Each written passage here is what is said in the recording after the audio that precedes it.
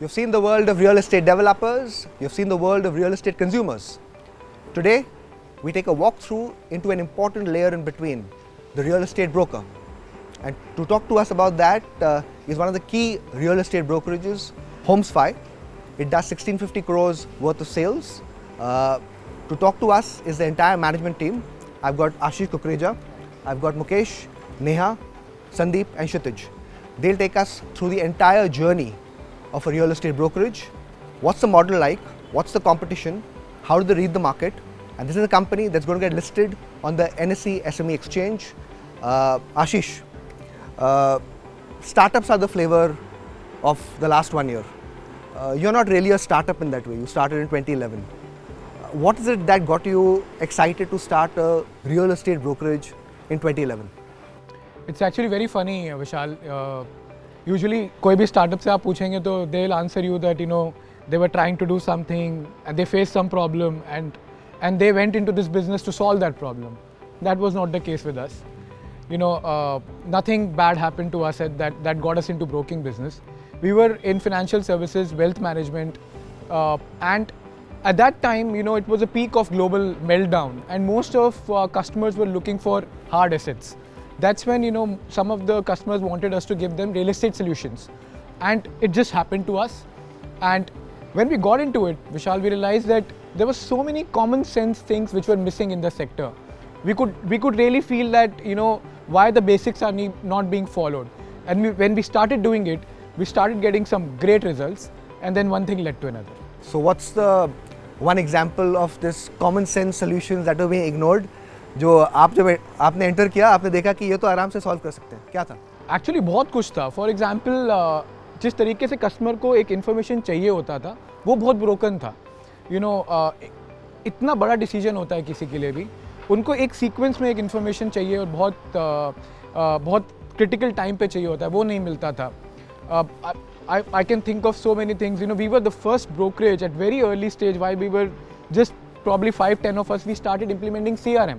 हमने खुद का CRM बनाना शुरू किया because we knew that अगर हमें कस्टमर को सर्विस करना है तो हमें जर्नी को कंट्रोल करना पड़ेगा. So while brokers were dealing on Excel sheets, we were dealing on our CRM. I can think of many random examples. We had this missed call service at that point of time, wherein we had given this service to a consumer कि अगर वो miss call देगा तो next 5 minutes में we'll be calling him and giving him his. So वो decision इतना knee-jerk decision होता है, तो उस तरह का access he was coming as a great support to the consumer.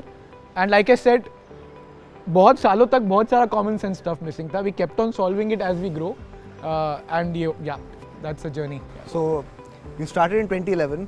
When did you close your first deal, and what was that deal? So between when we got into this space, we were like showing apartments all over the place, and पहले 6 महीने तो कुछ हुआ ही नहीं. So but वो 6 महीने बहुत important थे. अगर वो 6 महीने नहीं होते तो शायद मैं आज आपसे बात नहीं कर रहा होता. And my colleague, my co-founder Mukesh, I remember it was his probably 2nd or 3rd week.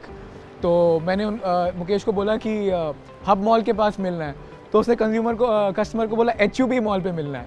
That is how much we knew about the markets. And I remember the first deal. Surprisingly, the first deal didn't happen in MMR. We did in Karjat. So we were just all over the place. But we learned our lessons, and after that we got into some very good products and projects from where the journey really picked up for us, and yeah.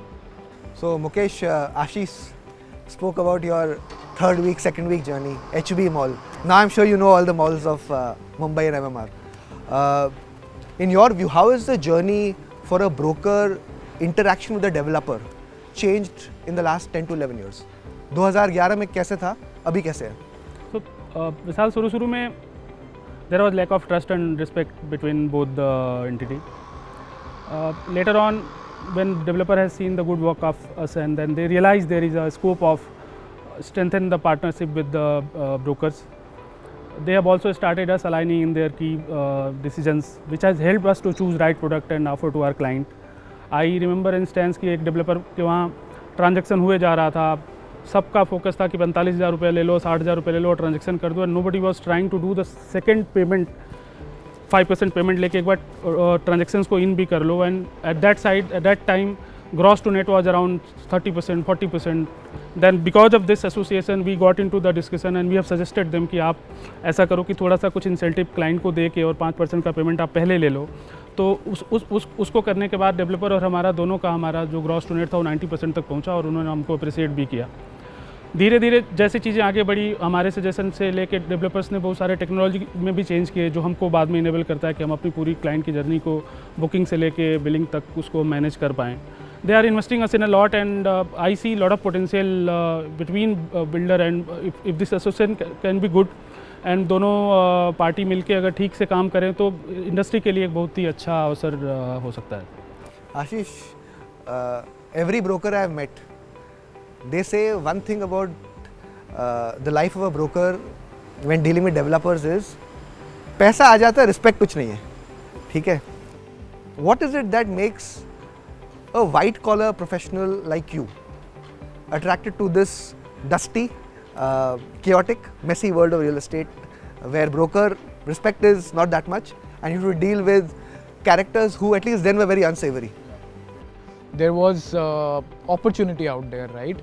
And in the sector there were good developers as well, and they wanted to deal with good brokerages out there, you know.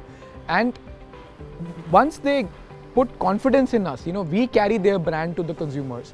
They want to deal with brokerages who respect the brand, right? Who take the brand in a right manner, in a right way, communicate it well with the consumers, and they really valued it. And going ahead, you know, as the sector got consolidated, and you know, biggest developers became more bigger, they were keen that, you know, most of their area around handling consumers, getting them to the site, you know, should be outsourced to players like us, you know. And they increasingly wanted to focus more and more on creating good products, you know, improving their balance sheets, you know, and they were very keen that, you know, and obviously they would want to do this only with brokerages who understand this requirement and who are also giving great value to consumers. I repeat, because we carry their brand to the consumers, so it's very important for them. So I think that's what attracted us.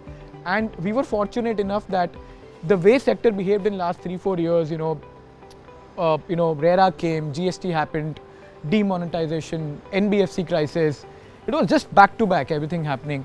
And if everything was not enough, then COVID, right?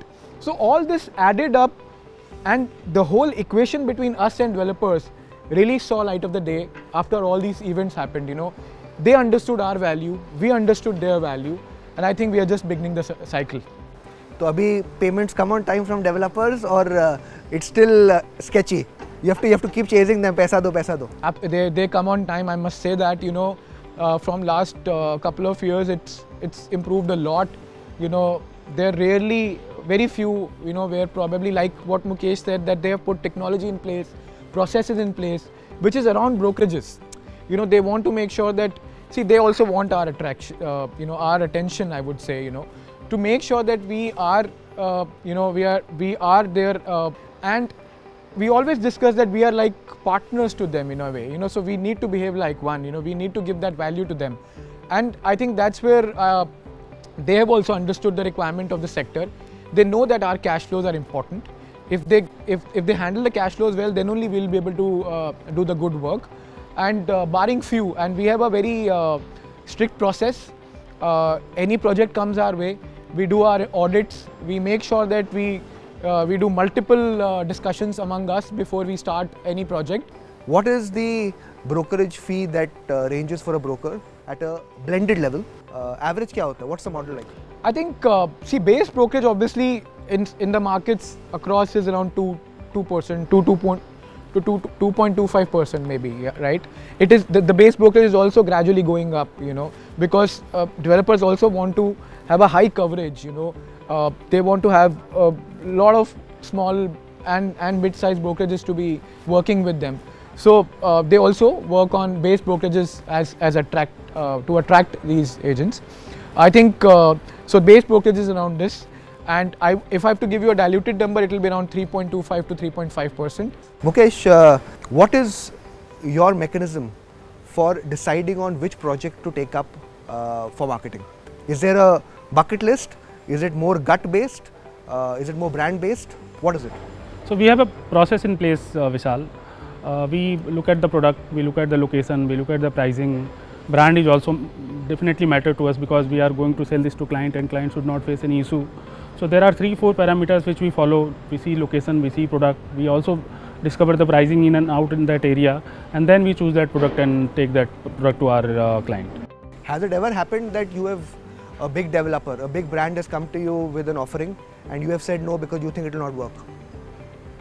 Quite a time. Quite a few times? Yeah. Okay. So it's not that only brand matters. Yes, absolutely. Brand is one of the factors, and at the end of the day,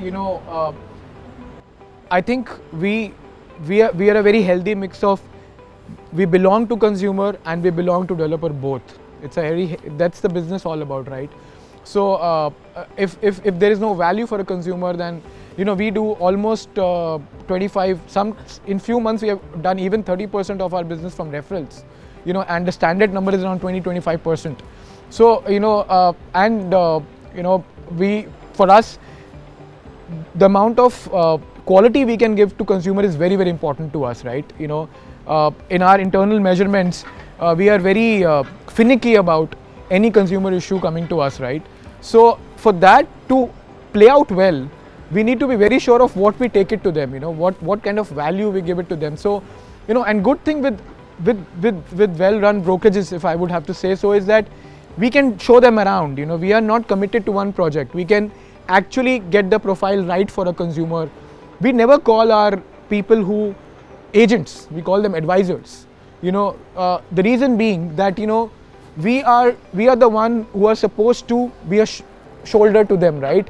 If they are doing this, one of the biggest decision of their lives, we need to act as a shoulder. We need to help them take that decision and never push our product. So that's the way we take the same information back to the developer and encourage them to have a certain price point which will work well. Also probably give them inputs on certain features which may work well for the certain product, and it's a very healthy win-win for all three of us. So how long does it typically take from the first time you engage with the developer on taking up the project to closing it? So yeah, see, I think when discussion starts, like I said, it's one layer after another. We start talking about the product. Like Mukesh said, we visit, we get little sense of the pricing. How is it looking like, and kind of the target audience which developer have in mind. Then we go back to our data, and because we have now huge data to deal with, we have over 20,000, close to 20,000 leads coming in the system. We would be making around, I think, 40,000 calls in a month maybe.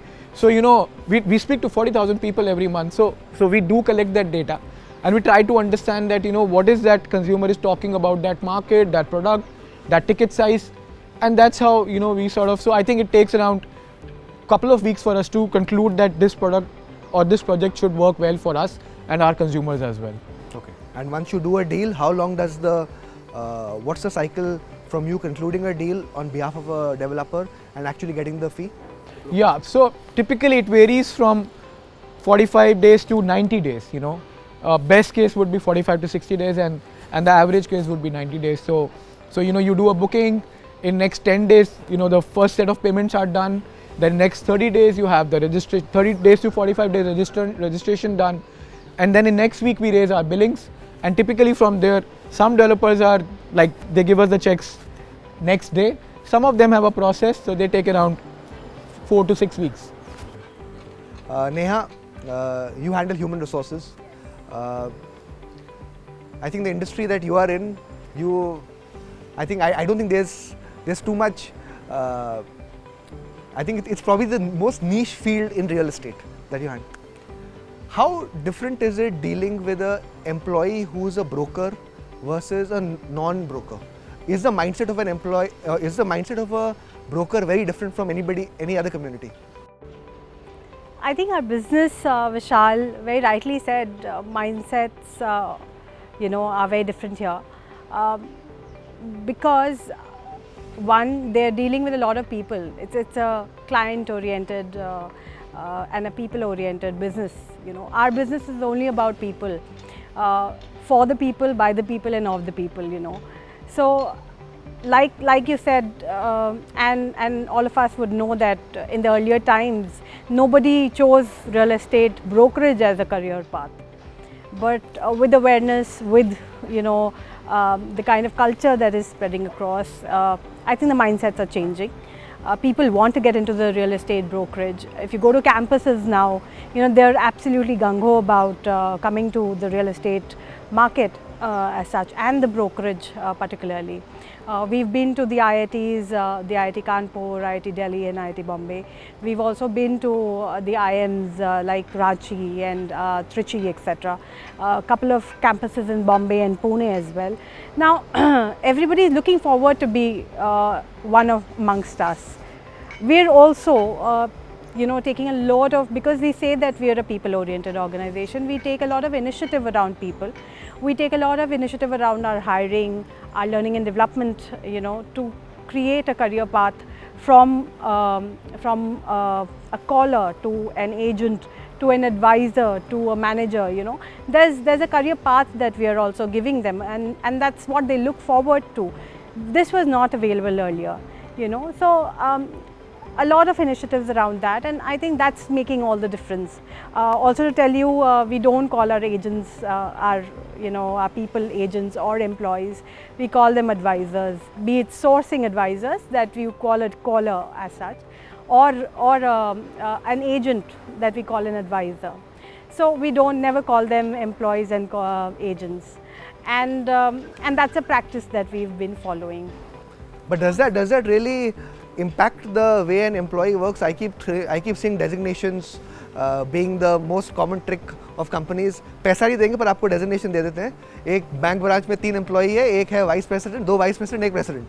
So does that really make a difference in the mindset of an employee when you label him differently? Absolutely, absolutely. It's also the kind of respect that the organization is giving to somebody who's coming on board. We give you the learning and development. We're working on your development. We are working on how you are wanting to move ahead. The personal aspects, ambitions are all taken care of, and how we are aligning those ambitions with the professional aspirations. So the whole alignment sort of thing is like a marriage. You may not be a good match to a lot of people around, but you will be a good match to a lot of people around. So that's how we deal with people. And because it is, and I would also say that because we are dealing with human resources, it is not always very easy. I will not say that it's easy. It is a difficult task, and that is why when we are saying team building, it's done day in and day out. It's a commitment as such for the organization and all of us sitting here. So we just can't say that we are doing something on day one and doing the other thing on day two and forgetting whatever initiative we had taken on day one. So it's a commitment, and we keep to do it recurringly. And I will also say that the best thing to do to let the others, the new ones and the good ones to stay, is to also let a couple of them go. But there's a conversation that happens. There is, we have to make them understand why. Though yes, we take a lot of initiatives around their learning, we do take a lot of initiatives around their work, but we have to let a few people go, and I think that should be okay for the new ones to come in. Yeah. Ashish, when she said marriage, you wanted to say something. So I think just by changing agent into advisor will not, I think we're dealing with a very different generation, and I think that's a big learning for us also here, right? So I think just by calling them advisor doesn't help. You have to follow it up with lot of understanding on the way, right? And at the same time, I think if we try to invest some time in understanding what matters to them, like what she just mentioned about, to even take that argument ahead, some of them, we have to let go. Actually, the point is that, there is a certain profile you need to be a good quality agent. There's a way, you have to be all out here. You have to be, you have to like you can't be an introvert if you're a good quality. You have to go out and meet people. You need to have good listening power, because people are taking the biggest decision. You need to really profile them well, right? So nothing bad with anybody out there. The whole point is that there are certain qualities you need as an agent, and we keep looking out for those people. Even if they give us little hope that they have it in them, then we will spend a lot of time on them and train them, invest in them, so that they can. So for us, attrition is a very important measurement, very important measurement. One of the key 4-5 metrics which we track every month, or probably every 15 day, every fortnight. It's not that it's a lag factor. हो गया तो react करना है. The last discussions we had about attritions are about होने से पहले भी कुछ कर सकते हैं क्या? So I think that's the combination of what we have done in last probably many quarters and years, that we have come to this point that we have to see to it that we are, just few days back we were talking about how to hire right. Why is that we have to make sure that we make sure that we are able to find those quality agents out there who are looking for us. So I think if the focus is from hiring right to the point that we are able to solve their hurdles on the way, and they see again, Vishal, it's something very close to us, so I'm taking a little more time here. So we keep telling this to ourselves in these meetings which we do, so-called strategic meetings. So we tell this to each other that अगर हमारे यहाँ पे कोई एक caller P&L head बन गया और बहुत सारे बन गए, then we have done our job. So we say if there is someone who can probably go from a caller to a P&L, and we have 6-7 of them out there, we have done our job. And there's no one out there right now, but there are many who are well on way, right? So you spoke a bit about the mindset of a broker. It's a mindset that most people don't understand. Okay, you said they can't be introverts. They have to be extroverts. I've noticed brokers are probably the most optimistic people on the planet. Ashish, what is the one single biggest criteria, if you were to tell me, what makes a successful real estate broker in India, in Mumbai? Yeah, so I think वो broker ही क्या जो optimist ना हो, या वो इंसान ही क्या जो optimist ना हो, but वो broker ही क्या, for us, that's very important. Whether it is our internal agents or even the magnets who, are our platform where we aggregate brokers. It's very important that they have to be optimist, because it's a hard sell. And like I said, it's very important that you get the customer right. So you need to have patience, and these are very important virtues in life, right? You need to have patience, you need to have a listening power, So I think that in mind, I believe that, if you are good in your subject, see, you can't be a 50% quality broker. You have to be 100% quality broker, which means you need to be good in your subject. You need to know, see, if consumer has come to you, he wants to save time, he wants to save effort. So which means, you are sort of one person this consumer can completely rely on in terms of the flow of information, right? First things first, data points. उस market में क्या चल रहा है, उस building में क्या चल रहा है, उस particular typology में क्या चल रहा है, everything should be with you. So that's the key factor. I think you cannot become a successful broker unless you have a great access to the information and data, I would say. And I think our journey ahead on product side will also be lot around data. That's what we want to do. And the second thing is that, like I said, if you have a good data, if you have a good information, then you have to have, you need to have patience. You can't rush things. This is not, you're not. Again, the statements which I use every day in this organization is, we are not selling credit cards. We are selling homes. It's like I use this statement for many years now. It's like buying an aircraft for anyone. So we can't just try to sell it as if we are selling, or we are advising on a credit card. So our trainings and development initiatives are now so aggressively around giving them knowledge, giving them information. And the statement again which we all keep using among us is that for us a happy customer is a function of a happy agent, and happy agent is a function of a quality agent, someone who's empowered. If there's an empowered agent, then they will be able to transact more, and which means they have a happy customers out there. So you're a crossover between the Anorak Guardians and the single shop. What is this crossover? So see, at the end of the day, as a brokerage, we have built this business on productivity. We have built this business on agent quality. I'm being repetitive here. So, we get this opportunity that we can show many apartments to the consumer. Our agent can probably act as a partner in this search. So this gives us a huge landscape. In terms of amplifying our services, add value-add services. So, if we want to value-add service, like we have just recently gone to home loan as a business, right? So, it's a value-add to what we can give to our consumer, and there are so many other areas which we can get into. I think so. All these initiatives are going to be tech-led, right?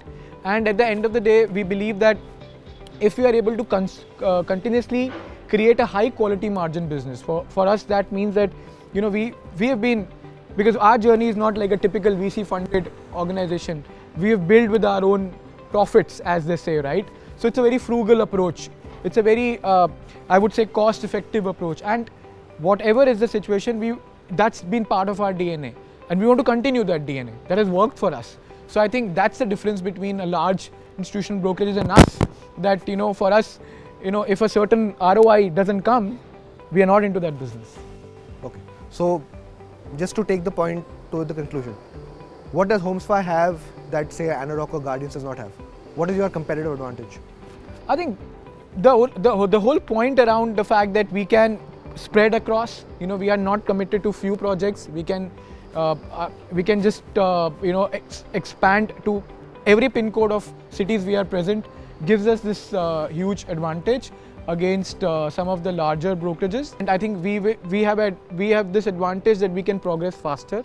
And I think after we take the next journey, I keep telling this reminding to myself and the team as well, that the moment we are able to raise money successfully, it will be a day zero for us. We just have an advantage, but it's a day zero. Now to build a great franchise in this such a huge opportunity is going to be a tall task. But I think we have an advantage to create one of the first few consumer broking brands out there. One example which I always use for myself and again for the team is that, when people order pizza, they can think of Pizza Hut, Pizza Express, Domino's. But when they look for property, can they think of any name? No. We have the advantage, or we have the opportunity, not the advantage. Can we become one of those first 4-5? When you think of a property and you want to reach out to a certain advisor, you should think of us as a consumer brand. So basically, if I can summarize, Anarock, Guardians, Anadu, they have the mandate model to a large extent. You don't have that barrier that you have to sell only a particular project. You have a wide bouquet of projects. Can you, do you have a structure wherein you can ally with these players for particular projects? So if they are looking at 100 projects, all these spread out, you become one of the channel partners for them. Does that model work? Yeah, we're working very closely with almost every one of them, and huge respect for they have done unthinkable. Credit goes to Anarock, Anush Puri sir. The way they have executed in such a less time, and I think now even Guardian, Xanadu, they have faced some of the most difficult times in the sector, and really. And we are well aligned with them. I think probably if I have to give you a ballpark number, probably 30-40% business in our portfolio comes from most of these mandate players only. And we have a very strong relationship with almost every one of them. So basically they aren't competitors as much as they are collaborators? Yes, I would say so, yes. Okay. Mukesh, almost 90% of the business comes from two markets, Mumbai metropolitan region and Bangalore. Mumbai metropolitan region includes Mumbai, Thane, Panvel, so on and so forth. Within these markets, is there a distinction between how each of these market operates in terms of the consumer and developer, or broadly it's pretty much the same? Broadly it is pretty much the same only. You need to choose right product and market it, and talk to your client, get them through the entire sales journey. Sometimes consumer behavior change. Bombay people take call faster. Bangalore people think a lot, then they take calls. Otherwise मोटा मोटी सारा same ही है. So Mumbai customer, the sales cycle with a Mumbai customer is a lot lower than Bangalore? Yes. Okay. And how do you, Ashish, view a Bangalore developer versus a Mumbai developer? Conventionally, the axis is the worst of all time is Noida. Okay. Okay. The Bangalore comes at the top, and I'm going down from here. But Bangalore is at the top, Noida is the bottom, Mumbai somewhere in between. What has been your experience with developers, not the consumer, developers there? That's a good question, and I must also say that this also just to add to what Mukesh is saying before I get to this question also, that that also reflects on the cancellations as well. So, if the so we have very low cancellations in Bangalore as compared to Bombay, because wherever people take too much of time, then they also sort of stick to their behavior changes differently in a different. I would say not even city, Vishal. Every 10 miles consumer change. A Thane consumer behaves very differently from Mulund consumer, or a Mulund consumer will behave very differently from Powai consumer. So I think we have to adopt to it. We are agnostic. So that's beauty of this business. We can adopt to any of the consumers. Now let's go to developers, right?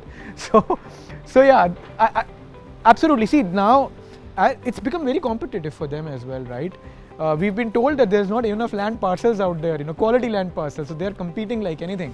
So they have to offer a certain level of service and or value to every stakeholder, and we are also one of the stakeholders. So I think now we see pretty much similar processes across all the good quality developers, especially the top 20, 30 developers are following good process around us. They have a very well laid process. I think players like Lodha, Godrej, they were the companies who took this sort of they were the torch bearers, I would say, when it all started, when the structure bit all started. But I think now pretty much everybody is same.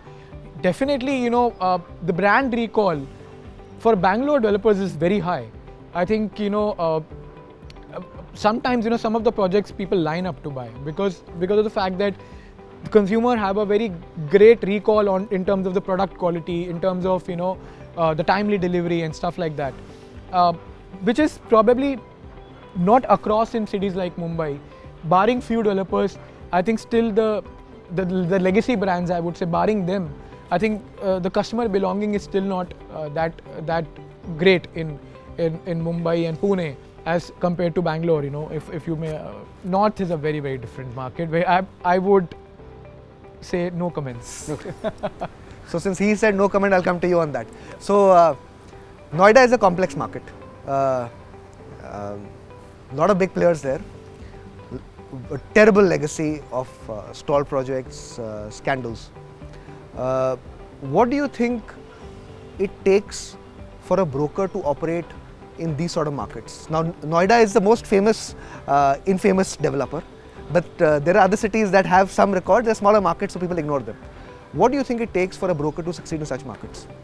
So if you offer a branded product we have a very small setup in Noida, and I have seen if you offer a quality and branded product to the client, they are happy to take it. Like Godrej comes in and sells in a 1 day, 2 day. I have not seen that kind of madness or rush in most of the projects in Bombay. Some of the projects happen.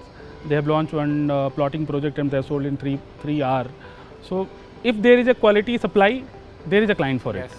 So that market is also has a lot of potential. If these are and there is an increase in that kind of launches also. A lot of good players are moving. About L&T is moving to Noida. I've heard Lodha is trying to go to that location. Godrej has already taken a lot of portfolio.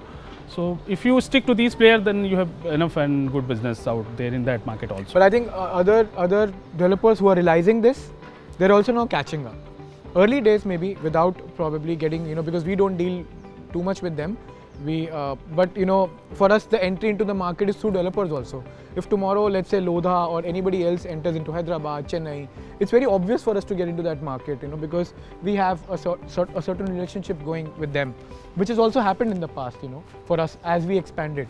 So obviously the more these developers enter into Noida market or any other such market, we will also probably increase our capacity and resources in that market. But at the same time, some of these developers are now realizing it, and they are also now catching up. So, we've been hearing a lot of good things about players like M3M, stuff like that. Now they are sort of, we always talk about the fact that the one portfolio which is missing from our space is DLF. It's another quality developer, but we are not able to do much because we are not very aggressive in that market still. At this point of time, as I see my last so many years in this domain, it's so well poised. It's such a win-win for a developer, consumer, and even the advisors like us, like that. So it's good pricing, good supply, and also I think the great cycle ahead. So Ashish, one of the buzzwords in the stock markets is that two things are happening. One is consolidation. One is developers from one geography expanding into newer geographies. Prestige coming from Bangalore to Mumbai, Lodha going from here to Bangalore. Most people have some skepticism that it can be cracked. As someone who looks at these markets from a bird's eye view, can it be done? I think it can be done, and it's not going to be easy for sure. But at the same time, I think, it's becoming level playing field as we are moving towards consolidation, as we are moving towards sector getting more and more structured.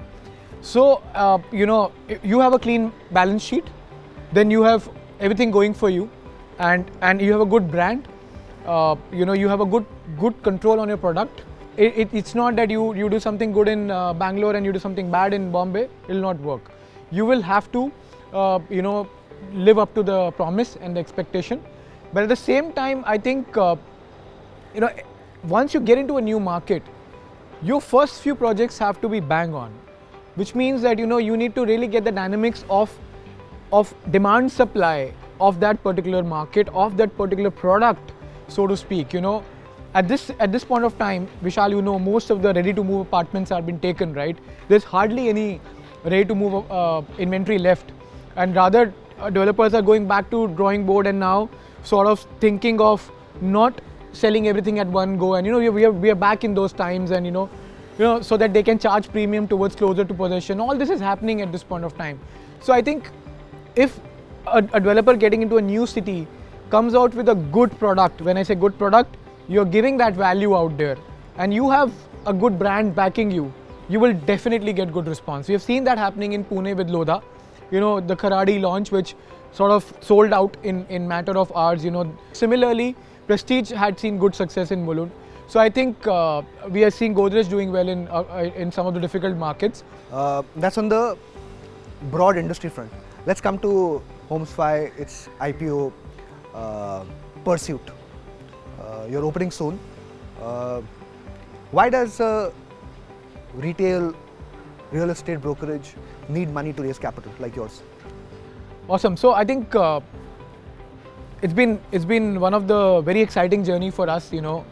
Like we said, with that no apartment in 6 months to just about probably 4-5 lakh brokerage earned in the first year, and we did top line of close to 30 odd crores. So I think we have seen cycle in a way. We've learned this business hard way. I have to stick my neck out and say that we know this business now some bit.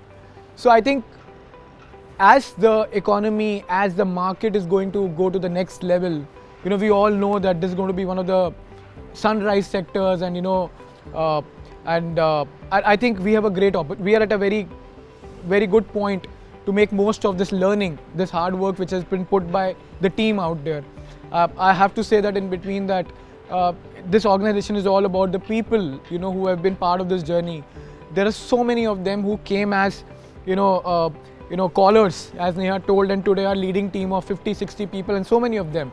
And I think this company is about them. The future of this company is around them. And I think that gives us this strength that we can take up the next level because of the quality team out there and the opportunity out there. Top 8-10 cities, right? We are just in 4 of them. So for us to take those 8-10 cities, take this model, which has worked well for us in top 2 cities of this country, we need to take it to other cities. And going ahead, we want to also expand to NRI locations. We are very, very optimistic about magnet model. So we want to continue investing in that model. we see that some of the markets we are already present, we can do much more.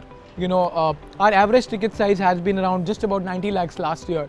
And I think there's a potential to take it to probably 1.4, 1.5 if we get into high ticket size, luxury. So there is an organic investment also within the system which is already there. We need to just empower it. And at the same time, we have to get into new geographies and new product lines. And going ahead, if things go our way, we would like to add some more value-added services to the sector as well. So what are the geographies you're looking to add? You said 4 here, there now. 4 more are going to be added. Which 4? So obviously Hyderabad has done pretty well last few years, and surprisingly is one of the best market after Mumbai. We have to go there. Chennai, Ahmedabad, even in North we have to open more offices. We are also eyeing. I have to say that we are also eyeing tier 2 opportunity. It's one of the upcoming opportunity in the ecosystem. So I think all this put together, like I said, top 7-8 cities we have to be there. Ahmedabad, Kolkata, Chennai, Hyderabad, Gurgaon. These are the cities we have to be present. And I think we are very close to setting up our Dubai operations as well. So that will be sort of where the light enters for our international operations. If we do well in that market, we would like to use that experience in other NRI locations, overseas locations as well. So I think, these are the expansion plans. The one name you have repeatedly mentioned in this conversation is Magnet. I wanted to come to that part of the last. Magnet is a tech tool for Homesfy. I'll come to you, Sandeep, on this. Most people who are tech driven, they say real estate has no PropTech. Okay.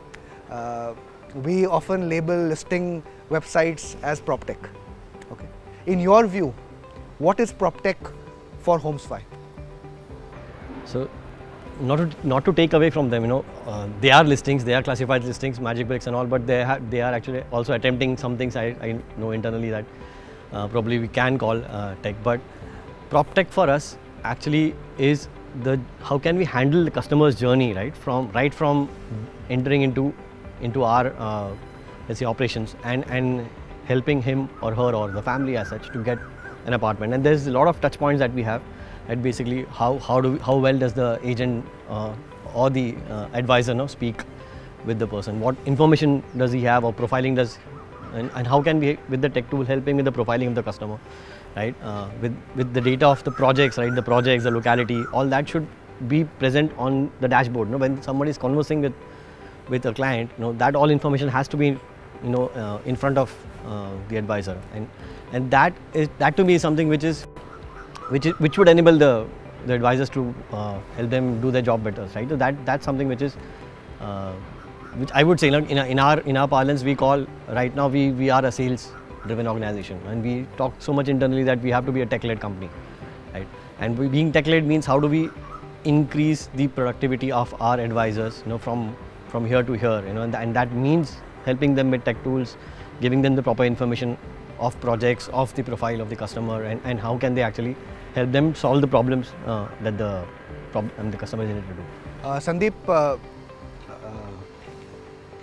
within this sphere that we are talking about, what is the gap that Magnet looks to address that's not there in the market? Right. So, see, there are a lot of small and medium-sized brokers in the market who are actually trying to help help the customers buy property.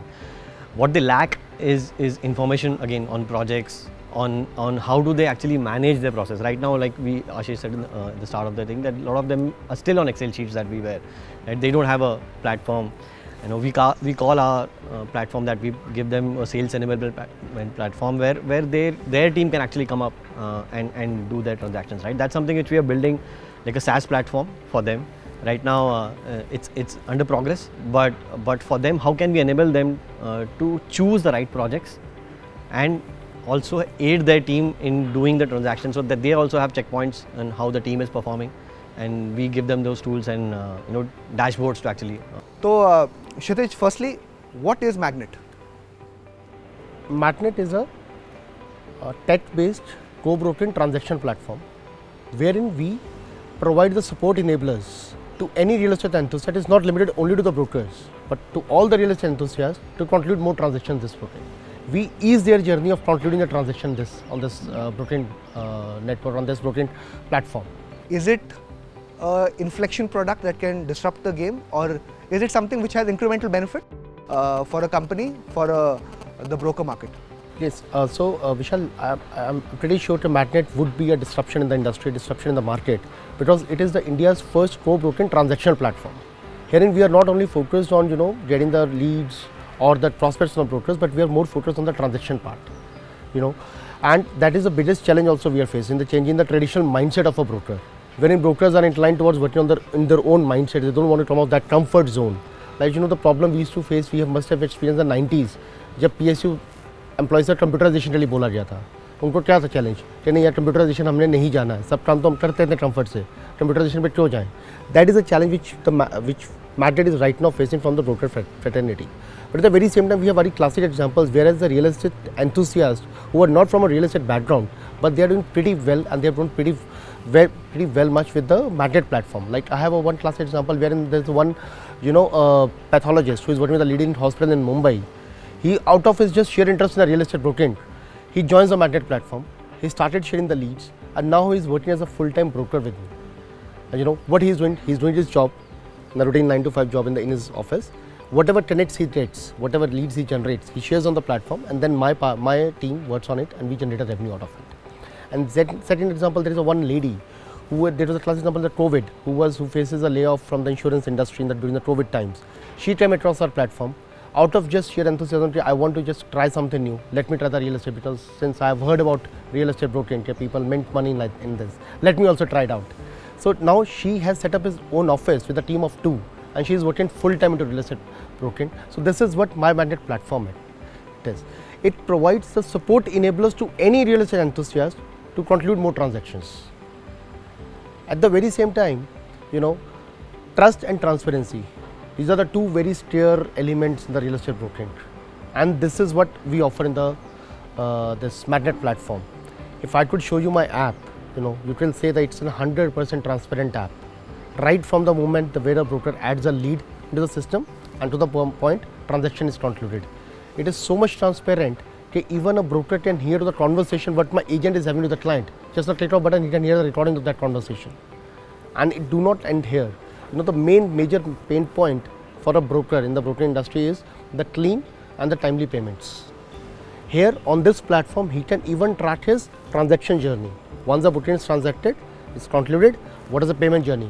How much payment the client has made? Has the invoice been raised? At what value the amount has been raised? Has the brokerage been released? When it is going to be released? That is entirely visible on this platform. So Kshitij, basically hesitant brokers who didn't want to get on this app format, you have managed to bypass them or include them to some extent, but real estate enthusiasts have come on the platform. Is my summary right? No, it is like this app is being hesitated by the brokers to come and join, but it's been very well accepted by a common man to come and operate on this platform.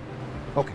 So one more point I would like to add here is we also provide digital service to the brokers, wherein they don't have the knowledge to actually do digital campaigns, right? And we have a good set of team members who can do digital campaigns. And one of the premise that we have is how can we increase our agent productivity across, right? Not just sales, but also digital.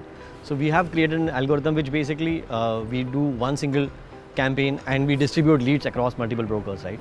And that is one such tool which has enabled us to be more productive overall, right? And to come to your earlier question, like what is tech or what is PropTech to me in this, right? So having such tools and such smart things which we can provide to our community at large and also internal team, which enables them to do their job, in a much more efficient way, is what PropTech to me is. Neha, he mentioned about people who work in hospitals also becoming entrepreneurs through this platform. Is there a way you handle these sort of quasi-employees versus the agents who are on your platform as well as the routine employees? Is there a different model? No. So, Vishal, I would like to tell you that as an organization, we see the potential in everybody who's wanting to come in and join the organization and be a part of the family. Now, this could be for Homesfy, the team members who are coming in and joining us, or the Magnet partners who are wanting to come and join us. We see the potential in everybody and enable them with initiatives like the learning platform, Magnet Shala and Homesfy Shala that we have. The Homesfy Shala for the internal agents and Magnet Shala for the magnets that we have. What's the difference between both of them? So that's Homesfy Shala is for the internal team members and Magnet Shala is for the magnets, the external magnets that we have. So we provide them trainings and learning, learning opportunities, not just in HR, in behavioral pieces, but also in the technical domain. And we help them to win. We are only enabling them, all of them, to win. That's what the difference is. Yes. Ashish, Magnet is the tech tool. I gather 80% of your business still comes from your in-house sales machinery. 20% are these external Magnet entrepreneurs or like the doctor and the hospital staff that he mentioned above. How do we see this journey going forward? Do you think it will remain 80-20 or this will evolve? No, I think it looks like that Magnet is going to be a huge chunk of what we do in future, and it's just the beginning for us. We are able to sort of have we have been able to cover just one part of it, that we can get them on board. There is an interest in the sector, and we, like Kshitij said, we are it's a co-broking activity which is happening successfully. But I think it's just the starting point. There is so much value in this domain. I principally, without any doubt, come with this concept that there are quality brokers out there. This whole thing around brokers that, I know we all have dealt with brokers. If I would have dealt with 5 brokers in my life so far, in my rental or whatever transactions, probably just 1 or 2 of them would have not met the expectation or would have been like what we call typical brokers. But 3 of them, my transaction was not possible without them. The kind of value they added. So I think there is a huge opportunity out there, and it's not just about adding that tool. It's about what more we can do with them. So I think Magnet is not just about one application. It is going to be the whole ecosystem to make sure that we get these agents from one level to another, to make sure that we sort of back them up, and if they have this thing going for them, that they want to take up the next level, we want to be just one enabler out there and have a win-win situation. Like I said, nothing works without win-win. So these part-time entrepreneurs, I presume they are not RERA registered, so they are operating in what framework in the entire transaction? So you see, most of them are right now, the ones who are not RERA registered are just are referrals for us. They just add up certain. So you have a friend, and that friend wants to look for apartment, and you have to just sort of inform us, and we take it up. So it's pure referral for the ones who are non-RERA, and the ones who are RERA, they also probably sometimes play active role with us, and we pay them higher payouts if they play a role in the transactions, but they have to be RERA registered. For the conventional broker who wants to get on the platform, he spoke about the resistance to brokers getting on a tech platform. Is there a difference monetarily for a broker to be part of this Homesfy Magnet journey, or will he make more money with you or lesser money with you? I think more than often he will make more money with us. Definitely the worst case will be making the same money, and including that, he gets so much support. There's a technology, there's a training, there's digital services, and there is even sometimes site support. All that is part of the bouquet while you make the same brokerage. But at the same time, when we do most of the heavy lift work, and they are passing on leads to us, or they are also passing on visits to us, and stuff like that, then they end up doing higher numbers, which enables them to do higher brokerage, which they could have not done, if they would have done it themselves. At the same time, there are some projects and some developers where we are doing good business, and we get added incentives, which also enables higher payouts for some of these agents who work with us in Magnet. Yeah. Okay. Well, last couple of questions on this. Your listing, you mentioned 30 crore revenues, 3 crore odd profit. Yes. What is it that drives you as a promoter to do a listing? Was there no other alternative to raising capital as a majority shareholder in this company? It's interesting. So I think, like I said, we are a small company. We have long way to go, and that excites us. But we always believed that we want to become institution. I know it's easier said than done, but this always plays in our mind that in terms of our practices, our processes, our compliances, we should always aim to be transparent. And I always understood as part of the financial services in my early part of my career that once you try to get listed or you get listed, you become more and more transparent and you become institution in a way. You fast forward that journey. So I think that sort of we took that call collectively that should we fast forward that journey and take it on, and the investors backed us. We got good quality investors who wanted us to take up this plunge. And for us, I always say that to every stakeholder out there that can we become Infosys of this business, which is we end up setting benchmark in terms of the how a good, well-run brokerage should operate in this sector. We know it's early days. We know we have long way to go. There will be mistakes and challenges on the way, but we definitely want to achieve that. And I think getting listed makes us more and more focused and more compliant towards becoming Infosys of this business. Okay, that's a tall benchmark you have set for yourself. The last question.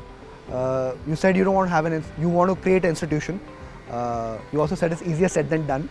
So one of the things I noticed in your DRHP was your own salary structure. It's varied from sub 20 lakhs in 2020, in 21 you went below 8 lakhs and now 40 odd lakhs in 22. Firstly, is that the only source of income you have from this company? Is that the only amount or there is something else outside of this? No, yeah. So obviously now it's the only source of the income I have, and I'm completely committed to this as my. So in 2021, Ashish made only 8 lakh rupees from Homesfy. Yeah. So I can say that the reason we were dealing with COVID at that time, and I think the most important thing which happened at that point of time was that it was a very collective decision by everyone. So when I tell this to most of the people, they don't believe in it. That when it was a peak of COVID, I remember this one call when we all came together. We set of some 40-50 odd people who could come to that call at that point of time, and we were not able to make a decision that what salary cuts we should take, how should we decide our next few weeks, because it seems that there was no light at the end of the tunnel, and all of us put together in that call could take that decision in like matter of probably 30 minutes that these are the cuts we will take, this is what we will do, if we do this much it was not me. I think probably barring just 10-15 minutes of that call, first 10-15 minutes, everybody else pitch in, and so my taking a salary cut in that year was part of that journey. It was linked with the formula which was linked with everybody else, and I think the beautiful thing which happened for us was that after that call there was no major salary cuts required. I think just about in couple of months we were able to what we decided we could do better than that, and I think in matter of 6-7 months we were back to our normal numbers. Yeah. Okay. And my last question to you and Mukesh, at this point of time, you said COVID provided you a rebound opportunity. Where are we in this cycle? Is the market hot? Is the market lukewarm? Is the market weak? First Ashish, first Mukesh, then I'll come to Ashish. So we see a lot of potential, Vishalji, for the market. There's a lot of demand. New demand has also been generated. People are buying more often. And I'll say the real estate अब ऐसे रास्ते पे है जहाँ से बहुत अच्छा कर सकता है, और रैली यहाँ से मिड टू लॉन्ग टर्म दिखती है स्पेस में. आप अगर कुछ न्यूज़ को रेफ़र करें तो अभी तक की सबसे बड़ी लैंड डील्स इंडिया में रिपोर्ट हुई हैं जो बिल्डर्स ने एक्वायर की हैं. You see banks also becoming very very softer, and जो भी एसेट इस समय रुके हुए हैं उसको रीडेवलपमेंट करके काफ़ी तेज़ी से काम किया जा रहा है. अक्रॉस बॉम्बे रीडेवलपमेंट की जो अपॉर्चुनिटी इस समय क्रिएट हुई है, और other cities also that will come. So I see there is a good opportunity for real estate, and it has just started and it will last for mid to long term. Ashish, he is a salesperson, head of sales. So, like you said, he has to be optimistic. Yes, yes. Yeah, do you agree with it fully, partially, not at all? See, I think these are, I would say that the kind of euphoria we have seen last year, maybe it will be difficult to get that euphoria back. We were operating from a low base and so on and so forth. I'm not going to get too technical here, but obviously, you know, it was a dead or probably semi-dead market, unconscious market coming alive suddenly, and when you come alive, then you dance, right? So it was dancing crazily. But now I think we will have to, you know, it's not going to be easy ride for sure. You know, not every project is flying, but at the same time, like I said, on risk of being repetitive, if you know your product, if you come out with good pricing, if in that market supply is not there and you are the one who is supplying, obviously you will do well. So what percentage of projects are flying currently? You said not all projects are flying. What percentage are flying? I think you know, it is around 60-70% which are doing well. You know, they are able to meet, you know, if they have publicly told that, you know, this is the number they want to do at the launch, they are able to do that kind of a launch.